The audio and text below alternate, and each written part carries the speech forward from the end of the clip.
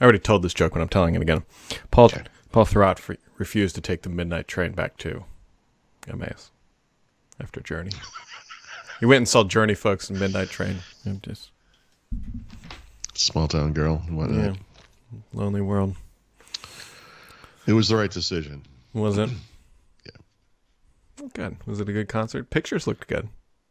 Yeah, no, they're great. I mean, and Toto opened for them. I mean, I think everyone knows the top 4 or 5 Toto songs or whatever, but yeah, they're both great. I mean, it was the first like humongous concert I've been to. I mean, we've been to a couple of smaller ones. Mm-hmm. It was, I don't know. What do you do? And what do you do? I almost said post-pandemic. We're still in a pandemic, right? So I go to places like Mexico City where most people everyone there is wearing a mask, but people are walking around without masks on there, and they're Americans. What do you do about this? You go into a concert and it's like 20,000 people, maybe 30. I don't know what the number is in there. It's a big arena. Mm-hmm. It's where the 76ers play. Mask usage is maybe 50%. Supposed to be mandated inside the building. What do you do? I guess you wear a mask and you hold a lighter and you just shut the hell up. I don't know. Wait for the rains down in Africa? I don't know. Yeah, exactly. I don't know. That's a weird thing. I mean, we're vaccinated and boosted and all that stuff, but it's still weird being around that many people. Mm-hmm. But it was good. It was, yeah. I'm not feeling too COVID-y today, so probably okay. I don't know. I think you probably got a few more days in the Danger Zone, which is another movie I want to go see. But yep. So that'll probably be my last big crowd thing for a little while. But, here we are. Mm-hmm. Well, Paul, if you've been concerned, and I know you have been, about LinkedIn not having a podcast network, you will be able to sleep soundly henceforth going forward. I don't know. Everyone's getting a podcast network now, It's the new thing. Who would have known the podcasts were ever going to be a big deal 15 or 20 years ago when other people started podcasting? I don't know. It's hard to say. I don't know. I'm just waiting for the next big thing to become RSS readers again, because that is oh my God, yes. a market that has been sorely neglected. I agree. I use RSS every day. So do I. That's how I peruse the news, if you will. So, there was also some interesting updates coming from the pipeline of things known as Windows 11. They're making some taskbar changes, but these are, again, really focused on tablet, which raises an interesting question, Paul. Why all of a sudden does Microsoft care about tablets again? Like, they neglected it for Windows 10. I know. And then all of a sudden... see, because I'm not a tablet user in tablet mode, I don't really do much with that. I sort of looked at what they did in Windows 10 is just kind of meeting what the market's doing, right? It's, recognizing that PCs are primarily desktop OSs used with keyboards and trackpads and stuff. But, why they're doing it now, I mean, part of Windows 11 is going to be a reaction to Windows 10 and, whatever. Microsoft is arguably, well, that's probably not true, but pure tablets, they might be the biggest PC maker in that regard. If not, they're certainly the most influential. I mean, the Surface Pro is the standard by which all these things are based. It makes sense they should have an OS that works well on that particular system, right? Yeah, it's not like the Lenovo X1 Fold is out there shipping. And well, yes, but I think most people who interact with a computer with a pen or via touch are probably using a convertible, not a tablet. Yep, I agree. And of course, the benefit of those computers is they're also real computers. They're, a laptop, like real laptops with hardware keyboards and all that. I don't know. It seems fine to me. I mean, I'm not. No, I don't have any complaints. It's just more so, why now? Obviously, they canceled the Surface Neo, but I don't think it's completely canceled. I think it still exists, but they just don't know when or if they'll ship it yet. Yeah, I mean, I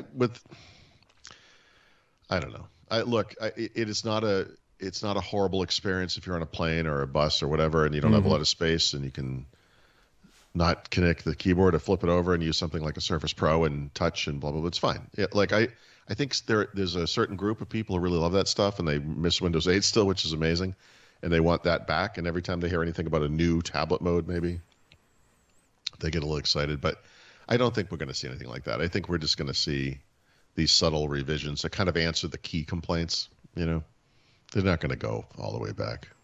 Yeah, I don't know. Yeah, I mean, we don't know. We'll find out. It also feels like some of these features were probably things that were already in the works, and then they just couldn't make it happen before they launched. Before that arbitrary 3-month launch date. Yeah, no, that's true. That's true. A lot of this year is going to be about that stuff. So yeah. What else you got on the agenda for there, Paul? Throw out anything fun, exciting? There's not a lot going on here. No. It's been a slow week. I'm glad they did put the build out, but I mean, a lot of discussion around this Intel stuff, and I'm going to be dealing with this today in that Ask Paul column, but it's like, has Intel lost the script? Are they doomed? And it's like, guys, they're stepping back into a place where they can compete both efficiency and performance with like the M1 series of chips from Apple, right? I mean, I don't think they're going to do it in one step. To me, the big innovation here, such as it is bringing that big little architecture to mainstream core chipsets. I mean, that's actually kind of amazing. They've experimented with this in the past, basically, on non-mainstream chips, and those things didn't sell very well and actually didn't perform very well.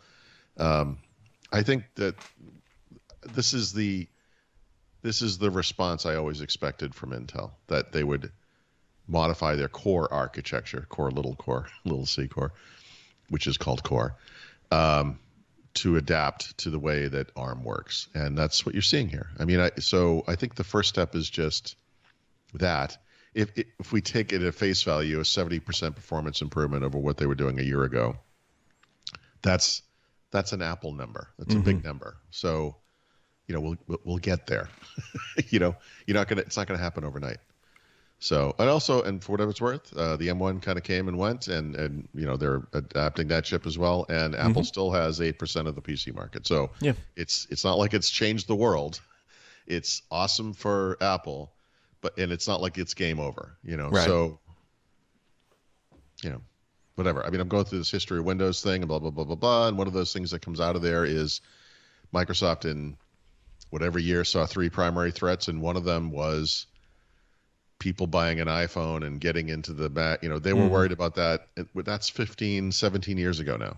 Yeah, that's true. So for all of that wonder and halo effect and blah, blah, blah, blah, blah, PC's doing great. So it's amazing to me how fatalistic people are about stuff, are absolute about everything. It's like, remember, Intel, humongous, right? They're pretty big. It's not just that money we keep talking about. They're spending $20 billion in Europe, $20 billion where you live, whatever the numbers are. It's not just that they're spending that money. They have that money to spend. Yeah. Like, you got to remember, this is a huge company. They didn't take out. Well, they may have taken out a loan. Who knows? Just because of the financial conditions made a bit more sense. But they have the capacity to get $20 billion. That's right. Yep, that's right. So they're going to be okay. I'm trying to figure out how I get some. Like, can I just stand on the roadside? Do you think it's like just shipped in on trucks? Maybe I can take one. Just stand there. Maybe some falls out the back. That's exactly what I mean. Like, yeah. A couple $100K falls off the back. Way. What's a little rounding error among friends? Yeah, I could use a rounding error.